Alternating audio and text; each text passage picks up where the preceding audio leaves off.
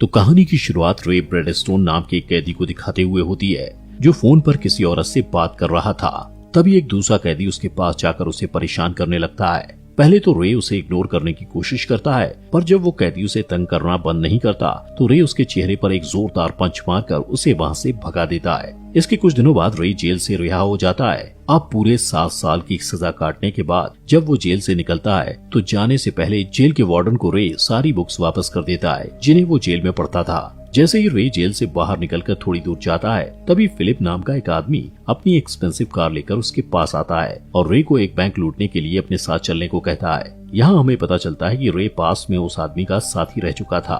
Philip रे को बार बार bank में चोरी करने के लिए मनाने की कोशिश करता है। ये सब सुनकर रे चलते चलते रुक जाता है और फिलिप को उसकी कार चलाने के लिए पूछता है, जिससे फिलिप को लगता है कि शायद वो उसकी बात मान गया। फिलिप रे को ड्राइविंग सीट देने के लिए कार से उतर जाता है, लेकिन तभी रे फिलिप को वहीं छोड़कर कार को चलाते हुए दूर निकल जाता है और अपने घर पहुंचकर वो अपनी वाइफ और बेटी की फोटो देखने लगता है। रे बहुत खुश था कि अगले दिन वो अपनी फैमिली से मिलने जाएगा, क्योंकि काफी लंबे समय तक जेल में रहते हुए उसने फैसला किया था कि अब वो एक अच्छा इंसान बनेगा और अपनी सारी बुरी आदतों को छोड़ देगा। अगले दिन रे अपनी वाइफ लिन और बेटी सैली से मिलने के लिए उनके घर जाता है। काफी सालों बाद रे को देखकर उसकी वाइफ खुश नहीं थी। उल्टा वो रे को कहती है कि अब वो उसके साथ नहीं रहना चाहती, क्योंकि लिन को लगता है कि रे एक बहुत ही गैर जिम्मेदार और भरोसे के लायक इंसान नहीं है, क्योंकि उसने अब तक एक पति और बाप होने की जिम्मेदारी को सही से नहीं निभाया था। जब वो दोनों बात कर रहे होते हैं, तभी सैली स्कूल से वापस लौट आती है और अपनी माँ की तरह वो भी रे को देखकर उससे ढंग से बात तक नहीं करती।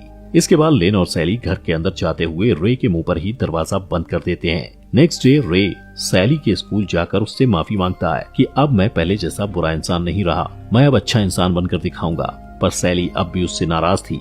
तभी सैली चुपचाप वहाँ से चली जाती है, लेकिन अचानक रे को वहाँ पर कुछ पटाखे फूटने की आवाज सुनाई पड़ती है और जब वो उस आवाज की तरफ जाता है तो देखता है कि कुछ लड़के आपस में लड़ रहे थे। वो उन लड़कों को लड़ने से रोक देता है और उन्हें प्रिंसिपल के पास भेज देता है। वहाँ रे की मुलाकात सैली की क्लास टीचर मिस मिलर से होती है और वो दोनों एक दूसरे को अपना इंट्रोडक्शन देते हैं। रे के इस अच्छे बर्ताव और बात करने के तरीके से इम्प्रेस होकर मिस मिलर अगले हफ्ते होने वाले म्यूजियम टूर के लिए रे को बच्चों की सुरक्षा के लिए उनके साथ चलने के लिए कहती हैं, जिसके लिए रे तुरंत मान जाता है, क्योंकि उसे लगता है कि सैली के साथ दोस्ती करने का ये अच्छा मौका है।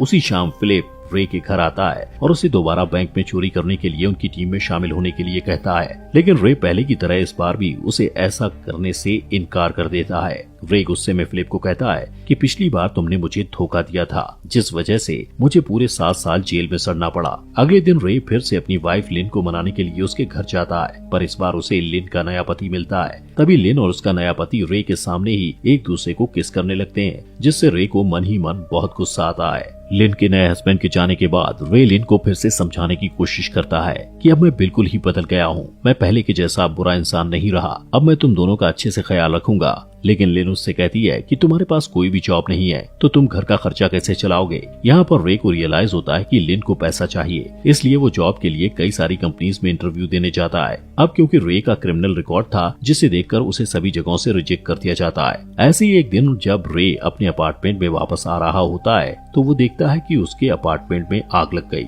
जिससे उसका सारा सामान जलकर राख हो चुका है। अब उसके पास कोई और चारा नहीं था, इसलिए वो बैंक में डकैती डालने के लिए फिलिप की टीम को ज्वाइन कर लेता है। कुछ दिनों बाद फिलिप, रे और उनके 2 साथी कार में बैठकर बैंक की तरफ डकैती डालने के लिए जा रहे होते हैं। जब वो बैंक तक पहुंच जाते हैं तो फिलिप और उसके 2 साथी अपने चेहरों पर मास्क पहनकर पीछे के दरवाजे से बैंक के अंदर घुस जाते हैं। वहीं रे को कार में बैठे रहने को कहा गया था, इसलिए वो वहीं बैठकर उनके लौटने का इंतजार करता है। तभी अचानक उसकी नजर उसकी बेटी सैली और उसकी क्लास के दूसरे बच्चों पर पड़ती है, जो म्यूजियम टूर के लिए एक बस में चढ़ रहे थे। उसी टाइम रे अपनी बेटी सैली की तरफ देखता हुआ पास में सैली के साथ बिताए हुए खूबसूरत पलों को याद करता है, जिससे उसे एहसास होता है कि अब जो वो करने जा रहा है वो बहुत ही गलत काम है और उसे ये नहीं करना चाहिए। इसलिए वो कार से बाहर निकलकर कार की चाबी को झाड़ियों में फेंक देता है और स्टूडेंट्स की बस में सवार होकर मिस मिलर को कहता है कि मैं बच्चों की सेफ्टी करने के लिए तैयार हूँ।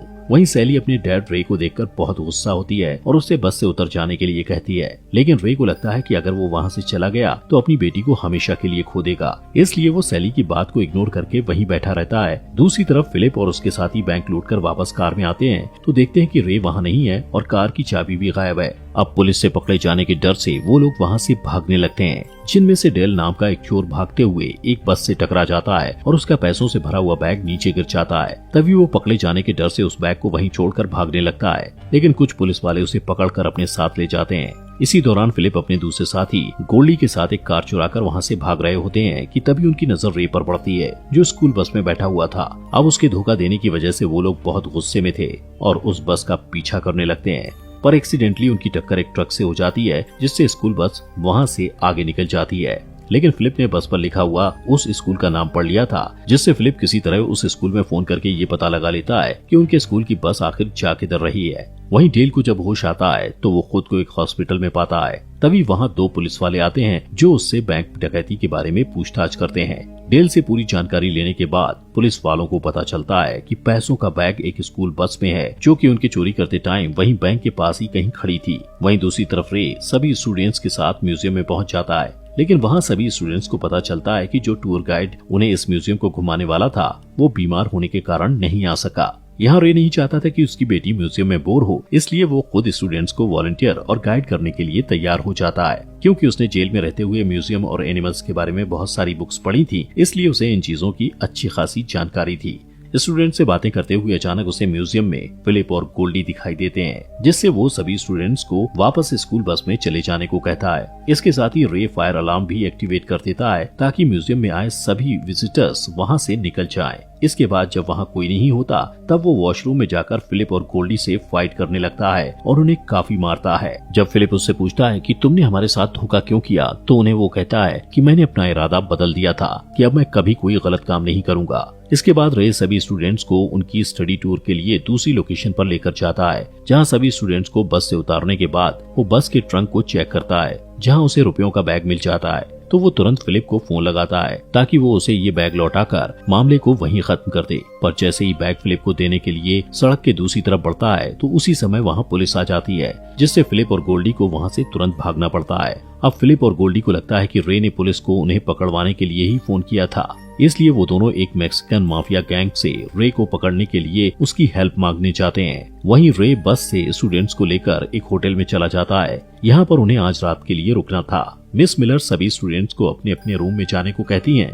यहाँ पर रे उन पैसों के बैग को लेकर अपने रूम में जाता है और वहाँ से फिलिप को फोन लगाकर कहता है कि तुम लोग इस होटल में आकर अपना पैसा लेकर जा सकते हो और इस मामले को यहीं पर खत्म करो। लेकिन अब फिलिप को लगता है कि रे फिर से उन्हें डबल क्रॉस करेगा, इसलिए वो उसे किसी और सुरक्षित जगह पर पैसे लाकर देने को कहते हैं। रे अब फोन पर बात कर ही रहा था कि इतने में सैली वहाँ आ जाती है और अपने बुरे बर्ताव के लिए रे से माफी मांगती है। फिर दोनों बाप बेटी काफी दिनों के बाद अच्छे से मिलकर दिल की बातें करते हैं। कुछ देर बाद रे सैली को एक म्यूजिक स्टोर में लेकर जाता है और उसके बाद वो दोनों एक रेस्टोरेंट में बैठकर अपने सारे गिले शिकवे दूर कर लेते हैं। इसी दौरान होटल में कुछ डिटेक्टिव आते हैं और मिस मिलर से रे का पता पूछते हैं और उसे ये भी बताते हैं कि शहर में हाल ही में हुई बैंक डकैती में पुलिस को रे पर शक है कि उसका भी हाथ था इस चोरी में। ये सुनकर मिस मिलर काफी डर जाती हैं। उधर रे सैली के साथ वापस होटल की तरफ लौट रहा था। रे सैली से कहती है कि तुम्हें अपने दोस्तों के साथ ज्यादा समय बिताना चाहिए, खासकर जोश के साथ, क्योंकि वो तुम्हें पसंद करता है। सैली अपने पिता के साथ अच्छा समय बिताकर खुशी खुशी होटल पहुंचती है,